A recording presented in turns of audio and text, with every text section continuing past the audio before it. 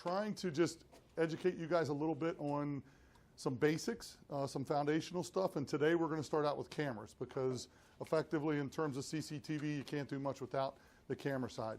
My goal is to go over a slide presentation, use some videos that we've already produced and we've done as an educational stuff. Does anybody here get our either our Tech Tuesday, or you're logged on to us with Facebook or friended us on Facebook, or any of the other material that we send out? We try to send out useful material that is educational. It gives you a reference. So if we'll write some of that stuff on the board before we're done today, so you can maybe sign up if you're interested in some of this. A lot of these videos are things that we send out. They're, again, comparisons that you can use with your customers. You can point them to the customer. If the customer says, well, what's the difference between X and Y?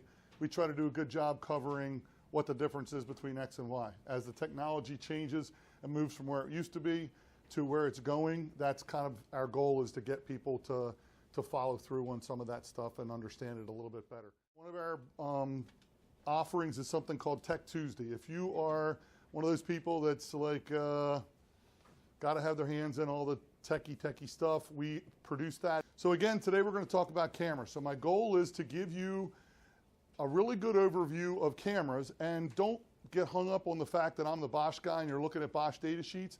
The stuff I'm going to teach you is the same for no matter what product that you're talking about. It's just a technology thing. It's not a, hey, Bosch is the only one that does this stuff. So we'll talk about, if there's something like that in the equation, we'll talk about that as we're going through. So cameras. So the first thing is, why does somebody want cameras, right? So why do people use cameras? So you have to ask that question. And we talk about that. Mainly cameras are used to capture images. So see what's going on live, see what happened yesterday when something occurred that I need to go back and play back. That's what we're doing with cameras. They're a deterrent, right? So some people put cameras up. When you walk into Wawa or Sheetz or whatever the convenience store is from where you live, there's a monitor there that's got your face on it when you walk in and a camera there. Why is that there?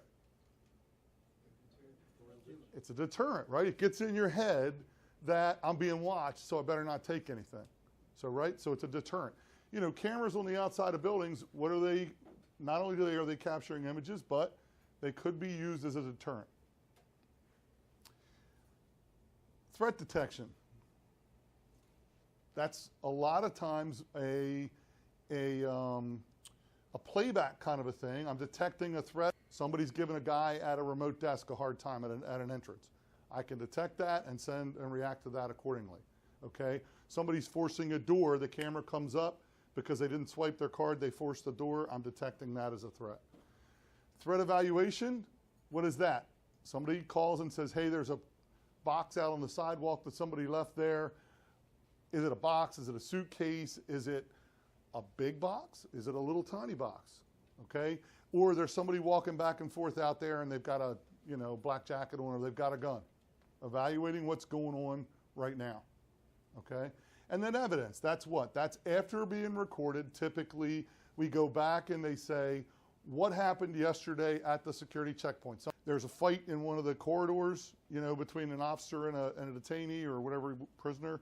There's a fight. We go back and play it back and look at what happened.